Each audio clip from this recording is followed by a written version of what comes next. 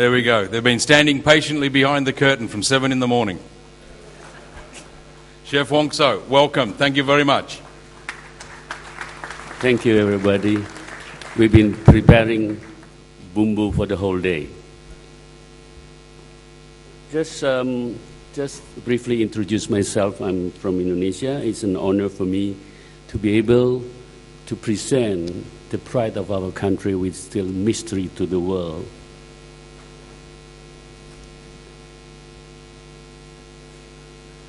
The topic will be the journey through Indonesian cuisine, but I can guarantee you what you see today is only less than 1% than what we have. Indonesia, if you look at the map, it's just only this part, but consists of 17,000 islands, 600 dialects, and spread. Testing. Okay. Thank you. I hope the escalation of a spicy hot would not blow the fuse again. Well, anyway, this is part of Indonesia part of the world map.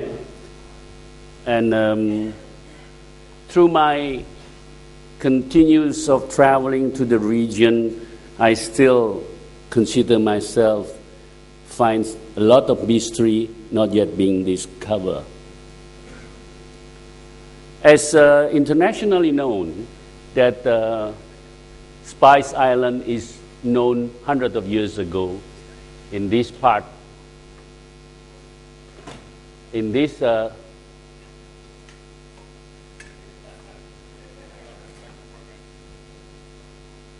okay.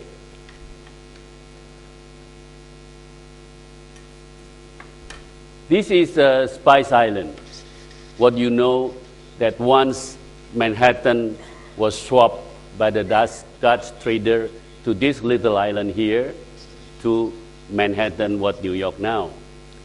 But ironically, that all the best spices produced here not being used profoundly as compared to this part of the region, where in fact, in those days, the trade of spice was traveling from this region and centralized in this area of North Sumatra. This is the commonly used ingredient. Before I say, Indonesia, when you talk to everyone, Indonesian, the lady, they will say, oh, your bumbu is good. To spell bumbu is B-U-M-B-U. Why is that? They only consider this is the key, the secret recipe of individual woman to do the best seasoning. But they never say the meat is good, the veggie is good, the bumbu is good. The bumbu become a very, very complicated issue for Indonesian household. In generally, all the spices are used like this candle nut, clove, cumin, dry chili, and you have known all of these dry ingredients. And one of the unique pepper being used in the North Sumatra is called green Sichuan pepper, which is only they serve as the chili salsa instead of chili salsa, it giving the effect of Sichuan Nam hot. When it comes to ingredients, the key of ingredients part, which is what we call the sour, there will be a big discussion and dispute what to make the authenticity of the dishes made of each region. There are a few kind of sour that being used. This is what you normally know tamarind, which is we call it tamarind from Java. And this is another kind of a dry sour fruit. The Latin is Garcinia parvilia. And this is, they call it asam galugor, sour fruit, Garcinia macrophylla. This is also using this dry fruit using in the western Sumatra. This is the sour part of the cooking, what you know, one particular place in North Sumatra called Aceh. People know Aceh from its either coffee or during the devastating of tsunami. Another is lime. It's very complicated to deal with this. Galangal. This is a kind of turmeric family, but in Bali they use a lot of this just to cut down the fishiness of what they call it, the beef or the gamey flavor of the meat. Lesser galangal, ginger, this is all commonly used.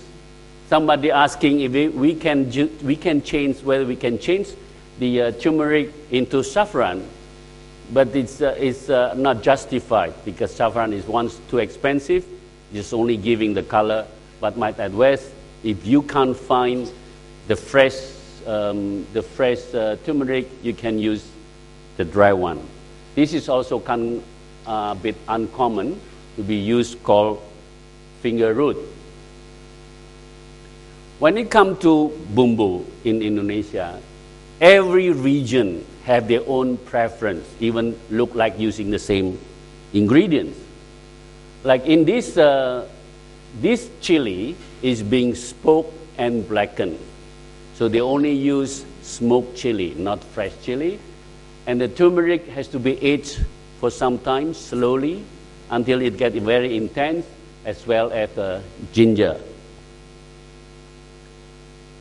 Shallot is not very common in this part of the world, because especially in Europe, because it's expensive. This is the best flavor of shallot you can find, but it is always replaceable with the red onion. This is another dry aged. You can't beat the flavor of this garlic. It's slowly dry, never under the sun. A few types of chili. This is called a curly chili. If someone in Aceh will explain to you, my curly chili grow next to marijuana, so it tastes better. Don't believe that. It's another smoke, and this is a lime leaf, lemongrass. This is not, I don't know, maybe everyone should have heard about tempeh, is fermented bean curd, but this, the other one, this one is a pressed cake made from the leftover of tofu and cassava with a kind of fungus which is only used in Indonesia as a food. This is also to gain for the people the sources of protein. Everybody in fresh coconut. This is also not common. This is a papaya blossom. Don't worry, they will never grow fruit. This type of papaya only growing blossom for veggie. The taste is bitter. Normally they wash with the salt. This is Pangyun edule. It's a black nut, which is also not common, but in Singapore, Peranakan cooking, they use a lot import from Indonesia. It's always a mystery because you can't see the inside. Everybody buy, not until you see the quality, not until you break it. This is a chili long pepper. I suggest if you have encountered this kind of ingredient, these spices in US or wherever, try to make a powder to put inside of chocolate souffle, a touch of this long chili. Then you see the effect of a very unique flavor and a peppery aftertaste. Candle nut is not macadamia nut. It's totally with a 60% fat. This is smoked. Now it comes to spice and aromatic of northern Sumatra. This is how this type of kaffir lime. This is a ginger flower. I don't know if it's familiar because in